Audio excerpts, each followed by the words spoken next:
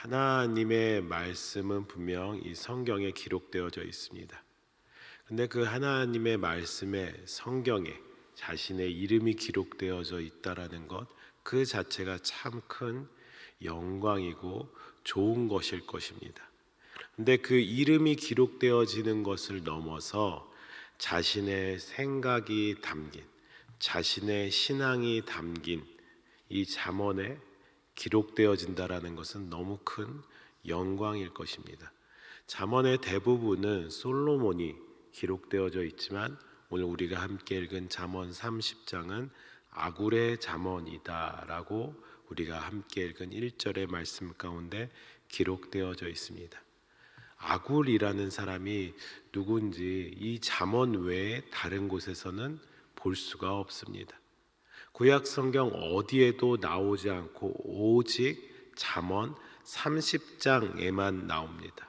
그래서 잠언 30장을 통하여져서 그가 어떤 사람인지 볼 수 있는데요, 야게라는 사람의 아들임을 1절 말씀 가운데 말하고 있습니다. 물론 이 아굴의 아버지 야게라는 사람도 성경에 등장하지 않습니다. 그런데 이 아굴과 또 야게라는 이름을 추정해 볼 때 이들은 이스라엘 사람들이 아님을 알 수 있습니다.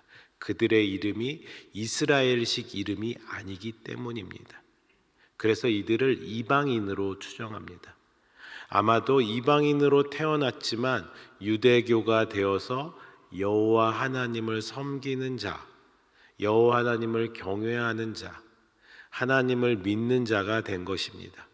그런데 이방인인 아굴의 잠언이 이 성경 가운데서도 보배와 같은 잠언에 실렸다라는 것은 아굴이라는 사람에게 참 귀한 영광이고요, 또 아굴이라는 사람이 얼마나 지혜로운 사람인지 우리는 엿볼 수 있습니다.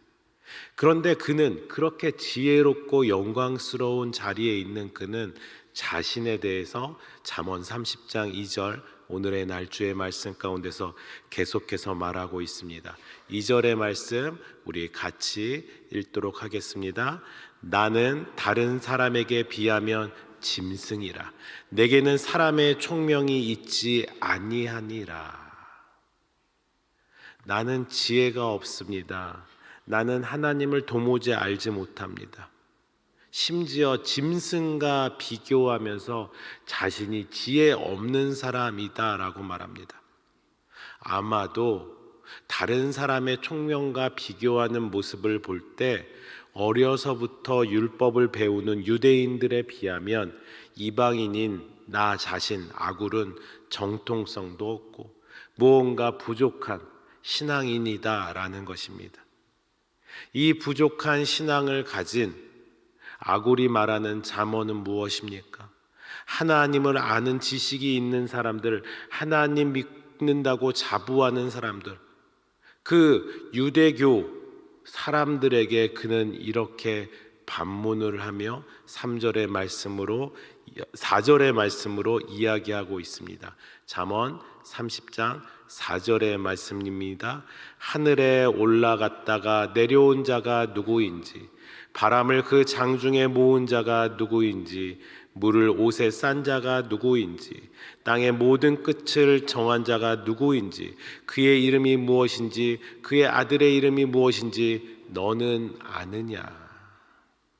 하나님 믿는다고 자부심을 가진 사람들, 너희 하나님이 누구냐? 너희가 그토록 섬기고 경외하는 하나님이 누구냐? 직설적으로 질문합니다. 이는 정해져 있는 질문입니다. 아무리 하나님을 잘 믿는다고 할지라도, 아무리 아굴에게는 유대인이라 할지라도 하나님께서 행하시는 일과 그분의 존재를 완전히 아는 사람은 이 땅에 아무도 없다라고 말하는 것입니다. 그렇습니다. 결국은 우리의 믿음은 자랑할 것이 못 됩니다. 우리가 하나님을 알고 우리가 하나님을 경험하고 하나님을 믿는다고 하지만 우리의 믿음은 너무나도 작은 것일 것입니다. 더 나아가 우리의 그 믿음 가운데 있는 신앙의 태도는 자랑할 것도 못 됩니다. 우리가 하는 모든 봉사와 섬김 자랑할 수 없는 것입니다. 자랑할 것이 있다면 단 한 가지입니다. 우리에게 믿음이라는 선물을 주신 하나님만 우리가 자랑할 수 있는 줄 믿습니다. 이런 상황에 지혜가 없다고 하는 아굴은, 또 하나님이 누구냐고 반문하는 아굴은 이제서야 자신이 믿고 있는 하나님을 자랑합니다. 잠언 30장 5절 말씀입니다. 같이 읽습니다. 하나님의 말씀은 다 순전하며 하나님은 그를 의지하는 자의 방패시니라. 할렐루야. 하나님의 말씀은 다 순전하며 하나님은 그를 의지하는 자의 방패시다 라고 말합니다.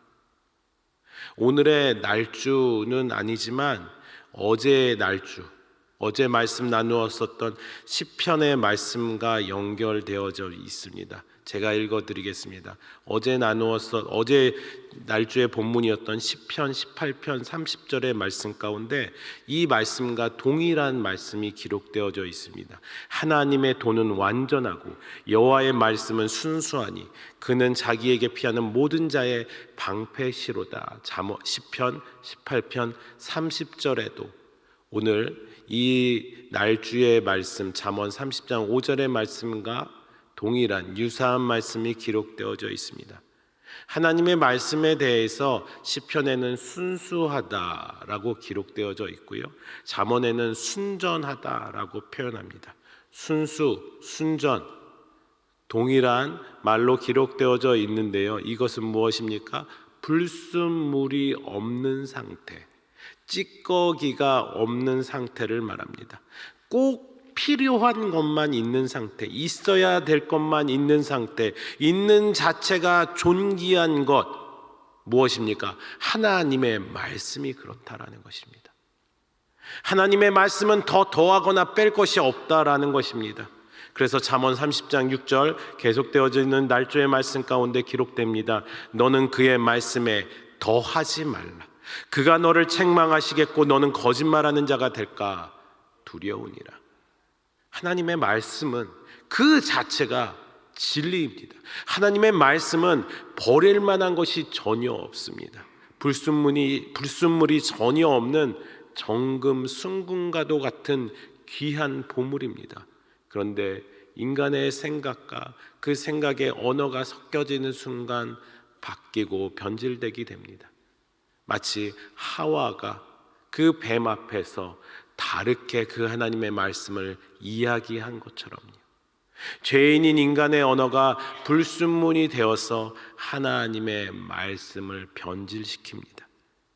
그렇다면 이렇게까지 아굴이 말하고 있는 하나님의 말씀은 이런데, 그렇다면 하나님, 내가 자랑하는 하나님은 이렇다라고 말하는 그 아굴의 하나님은 어떤 분이십니까?